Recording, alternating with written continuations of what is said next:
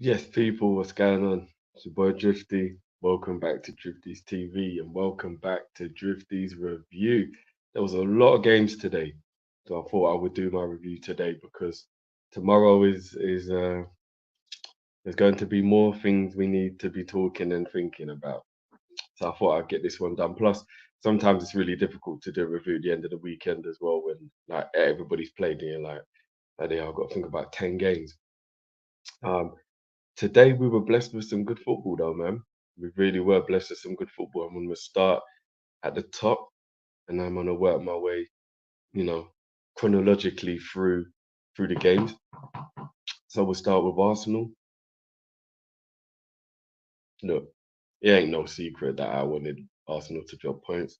It's no secret any Liverpool or Man City fan or player or coach wanted Arsenal to drop points. And Brentford looked like they were doing a decent job of making that happen. But the relentless pressure paid off in the end, and Arsenal got the winner. Havertz scored in the 85th or the 86th minute, if I'm not mistaken, with a header. And then Arsenal held on, and they got the W. You can't hate on it. You just got to rate it. It's infuriating. It's annoying, but you can't hate on it. Um, they got it done. They got it done. I always kind of knew they would anyway, because Brentford defensively were getting like not lucky, so to speak, but it was getting to that point where you're like, eventually they're not going to be able to sustain this, and Arsenal will break through. Like they were being very resolute and very organized, but there was there, it was just there was just something about it, and this is based on me watching the Brentford defense this season as well, and knowing that they they have had the odd game where they've been good, but for the most part, defensively they've been quite poor. It's one of the reasons why they are where they are. And they used to do so much better because they used to be better. I know they do have injuries. I know they have injuries, and that's definitely played a part. But they you could just tell they were gonna crumble. You could just tell, and you knew that if they held on for the draw, it was more Arsenal messed up rather than anything else. One thing I will say that I found a little bit weird is that Thomas Frank. Now, don't get me wrong. I don't know. Maybe Whistle was tired or exhausted or whatever. He's had a long, like what, 2 months going to the Afcon and all the flying, etc., etc. But Whistle was like really helping Tony with the pressing, the holding up the ball, the being a threat on the counter attack. And don't get me wrong, Morpie is a little handful himself when he's on it, but he doesn't have the pace that Wissa does, and that I almost feel like that was what gave even more of the initiative to Arsenal, and I kind of believe that substitution kind of contributed 50% to the fact that they wasn't able to hold on because they didn't have an outlet anymore, and it was just yeah, it was a very strange. I don't know, it was a very strange decision. I don't know why he did it. Again, he might have been tired, but going for play once a week. I'm sorry, you, you should be able to play 90 minutes. Um, you know, when you've only got like 1 week between games from now to the end of the season. And I'm sure Whistle wouldn't have asked to come off. I definitely think that changed things. But look, fair play to Arsenal in the end.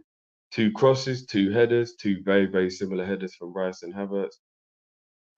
Poor defending. They get the win. They go top of the league.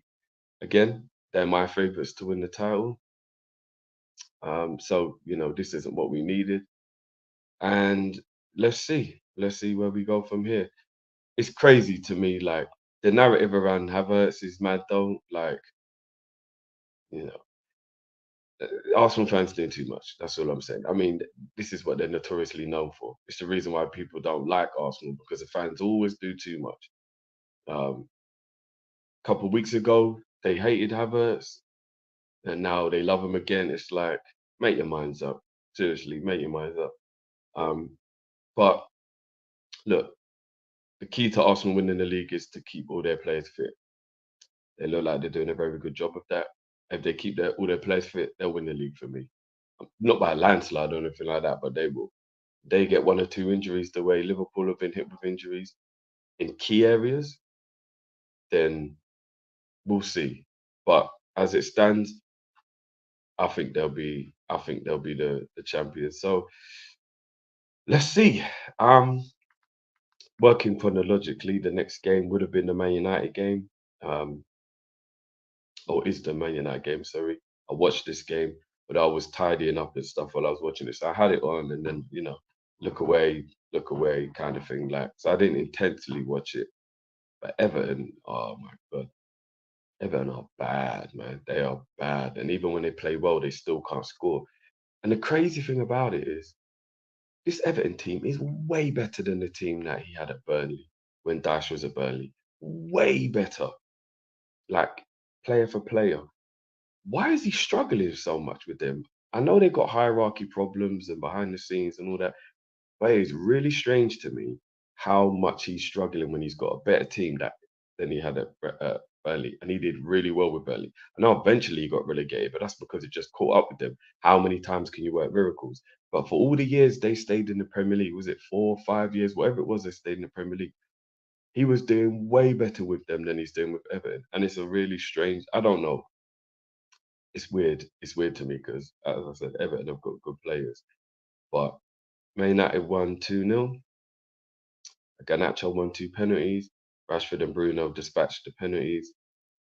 Bruno didn't want the second penalty after scoring the first one. Kind of wise because sometimes going up against the same keeper twice is a lot. You second guess yourself, might be a bit easier for the keeper to make the save.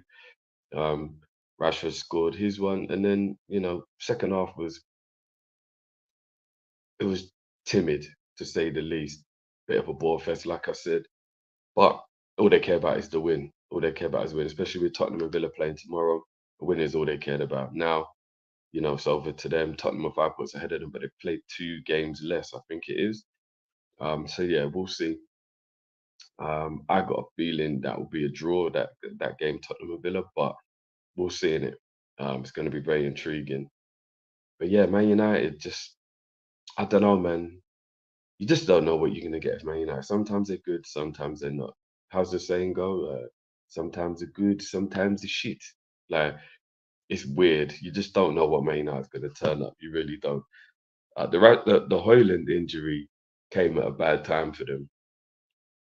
Um, and when he's back in the side, they'll start winning again. I think the up and down form has definitely coincided with him getting injured. Because I think they won 4 or 5 in a row, didn't they, before? And he was scoring like 4, 5, 6 games in a row, something like that. So we'll see. But fair play to them. They got the win today. And that's all they can do now in the race for top four. Chronologically, I'd probably say it definitely would be the Wolves game that I'll talk about next. Wolves beat Fulham 2-1. Late consolation goal right near the end from Iwobi, like a deflected shot. But look, Wolves play well in this game, man. And Wolves are another one of those weird teams. You can play Wolves and they can be absolutely terrible.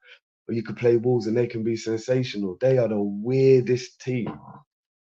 It's actually kind of crazy, Wolves. But another win for them. That's a big victory again. Don't get it twisted. I know it was at home, but Fulham are playing extremely well at the moment. And even though Fulham are better at home than they are away, that's a big result for Wolves. That's a big scalp. Fulham are playing well. So big up Wolves for that. That was a good win. Some good goals in there as well. Um, and then Bournemouth, no, Palace Luton, I'll say chronologically, because Sheffield are below Luton. That game finished 1-1. Crystal Palace absolutely peppered Luton in terms of attempts. Peppered them. Eze hit the cross, or it just grazed over the crossbar from like a halfway line type of shot. Um, Mateta scores a wicked goal, little black back flip kind of thing. But then he has another chance and he fluffs it and he should have done better with it. And like in terms of chances, they peppered Luton. And in the 96th minute, Luton get the scrappiest, but who gives a damn equaliser from a cross from who else? Old school Townsend, ex Palace player, who, to be fair, celebrated mad. And I know Luton need the points, but this whole thing now where people don't celebrate against their like former club or whatever. He didn't give a damn. And yeah, fair play to Luton, man. They just keep fighting. They keep going. They don't stop. Could they stay up? Who knows, man? I wouldn't put my money on them going down just yet. I wouldn't put my money on them going down just yet. But Palace, they do look better at the moment. They've had a resurgence, obviously, change of manager, and they're looking a bit better. Maybe they'll be all right now. I was worried about Palace under Hodgson. I really was, but I think they'll be all right now. And then, yeah, finishing up with Bournemouth and Sheffield. Sheffield actually put on a good performance in this game, man. They really did. Um, Solanke played well in the game, but missed his penalty. He slipped like David Beckham at the World Cup. I don't know if you remember, like slipped and skied it by kicking it onto his other foot. Um, and yeah, Sheffield were good value for the money, it seems, from what I've seen. Um, and again, another late equaliser. There was a lot of late goals in today, like the Arsenal game, the Bournemouth game, the Luton game. Really late goals. I know the Premier League is kind of like that. You do get a lot of late goals in the Premier League, but there's a lot of late goals. I mean, even Iwobi's goal was late. It was only a consolation, but it's still a late goal. There's loads of late goals in this game, in this weekend, which is the nature of football. Which is why you never know what's going to happen. So big up to Sheffield. They're still trying to fight. They're going down. They're 100% going down. But look, it was away from home. Bournemouth are a good team at home. That's a good result. It's not going to help them avoid relegation, but that was a good result. That was a good performance. Maybe they can try and build on it. Who knows? But yeah, overall, good weekend of football.